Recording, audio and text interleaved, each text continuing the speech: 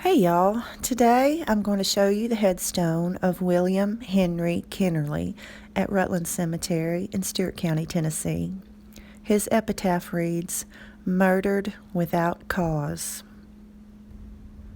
The Kennerlys lived in the area formerly known as Fort Henry, named for an old Civil War fort on the Tennessee River. That fort is now under the water of Kentucky Lake. They were prominent farmers and well respected in the area.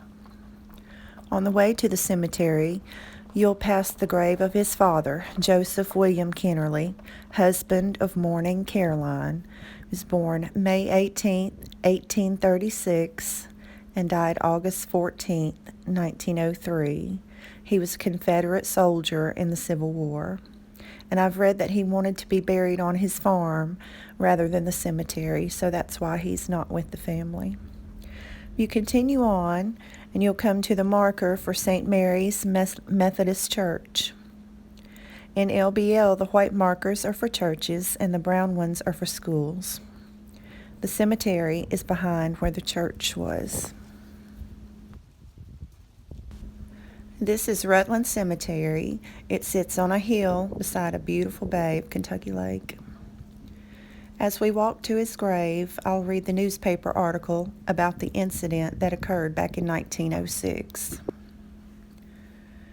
Dover, Tennessee, February 16th. Constable E.B. Douglas shot and instantly killed W.H. Kennerly, a young man at Fort Henry yesterday, whom he had gone there with Deputy Sheriffs Robertson and Goodson of Dover to arrest on the charge of lunacy and going armed.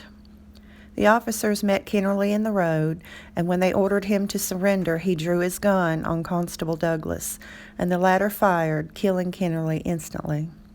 The officers state that Douglas acted in self-defense and would certainly have been shot had he not fired first. Douglas returned to Dover and gave himself up. His preliminary trial will begin in a day or so. But more on that in a moment.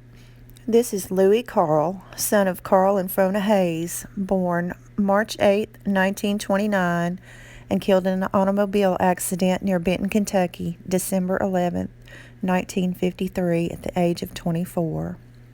His mother, Frona, was a sister to these boys, Wilson and Floyd, who were also killed in a car accident along with one other boy in 1939.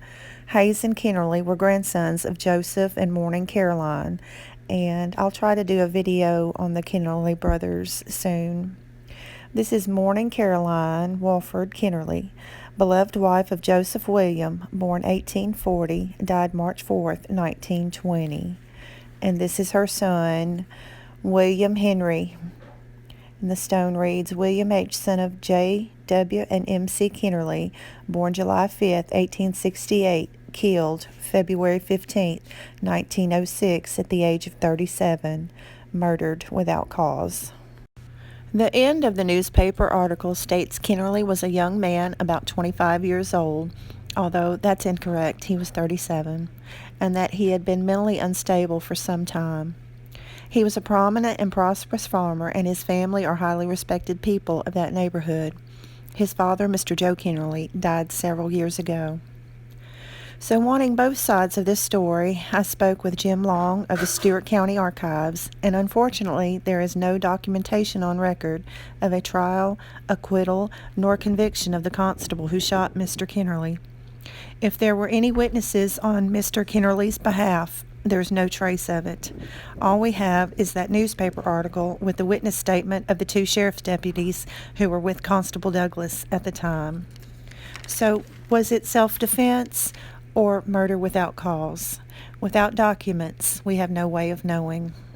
And I'll always wonder, but his family made their opinion known on his headstone.